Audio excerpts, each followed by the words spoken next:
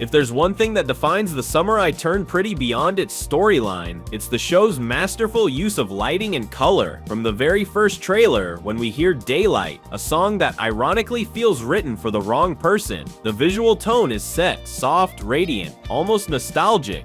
But as the season begins, something shifts. In the first 3 episodes, every time Belly is near Jeremiah, blue takes center stage. It shows up after their reconciliation, following Jerry's betrayal. It's there at the party when everything comes crashing down. Even during their time away in Cousins, blue lingers. It becomes the invisible thread that defines their relationship. And that's no accident. Taylor Swift captured it perfectly in Red. Later, after Steven's accident, Belly reappears in gray, a color that reflects isolation, confusion, and absence. But red is reserved for Conrad, the real one. Loving him was red. And interestingly enough, Belly only wears red when she's near him. It's a subtle detail, but a powerful one. And we're only 3 episodes in, with 8 more to go. Which brings us to episode 3, The Last Supper. And once again, color says everything.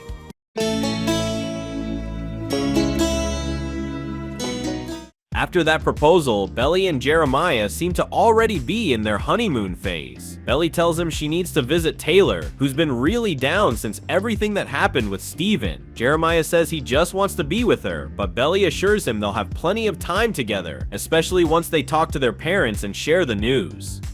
As Belly gets dressed to see Taylor, Jeremiah surprises her with a ring. Will you marry me?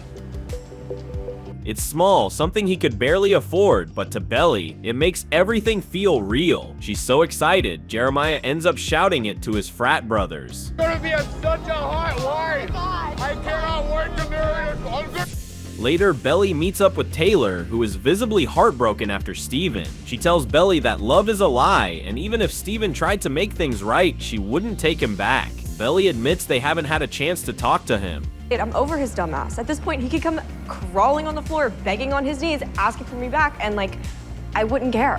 While they have breakfast, Belly can't hold it in anymore and tells her she and Jerry are engaged. Taylor is skeptical, but Belly insists the accident made her realize she wants to be with him. Taylor replies that all they needed was to make up, not jump into an engagement. It just feels rushed. Jeremiah made a mistake, but it's not bigger than what we are to each other.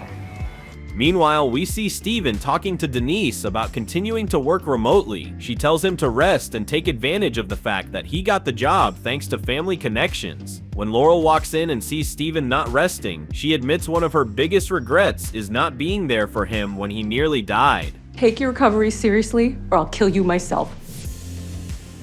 As for Conrad, there's a clear sense of progress. Therapy is helping even though he recently lost his job. He's still jogging with Agnes in the mornings, and they talk about how hard it's been for him. Conrad mentions there's an opening at a lab. He regrets not working with patients, but for now it's best to keep his distance. Agnes offers to recommend him. Back on campus, Belly is packing up her dorm while chatting with Anika. They won't see each other for a whole year. Anika is off to Paris. Belly thanks her for being one of her closest new friends. Because she values her opinion, she asks if going back to Jer was the right choice. Anika gently tells her that her opinion is the only one that truly matters. With a bittersweet feeling, Belly reflects on everything she's leaving behind while still technically single, because by the time she returns for senior year, she'll be a married woman. Driving with her dad, Belly can hardly contain herself. She wants to blurt out that she's engaged, but it's not the right moment. Instead, she brings up her parents' marriage, noting that the song playing is one they used to dance to. John, who has his own secret, he and Laurel haven't officially reconciled, mentions they used to dance to lots of songs. He brings up Steven and how hard it was to get those texts that day, hiding from Belly that he was actually with Laurel. He changes the subject, saying he was relieved to know she wasn't alone through everything.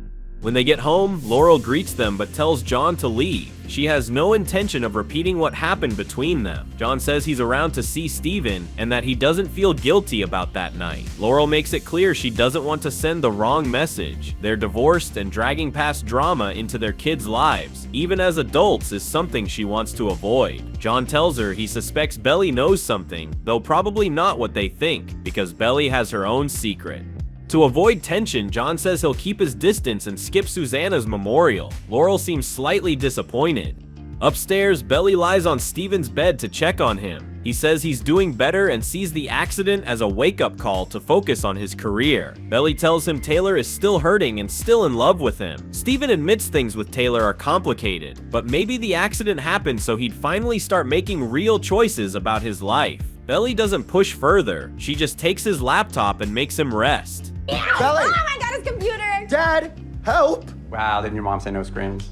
John later tells Steven he'll talk to Adam and ask him to stop bothering him at work, even if he's technically the boss. Steven says he doesn't want special treatment, he just wants to work and stay focused. He's clearly trying not to think about Taylor, who's now back home with her mom for the summer.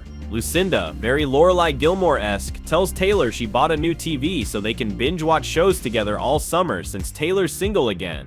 Lucinda encourages her not to take Steven's words at face value. She tells Taylor to fight for her love. He's the only one who's truly been worth it, and it's clear she still believes Steven deserves her. He's the only boy you've ever dated who is even remotely worthy of you. So don't let him go that easy. The next morning, Jerry and Belly talk about the speech for the memorial. The conversation shifts to Conrad and whether they should tell him about the engagement. Belly says that should be something Jerry handles with his brother. She's more worried about how their parents will react.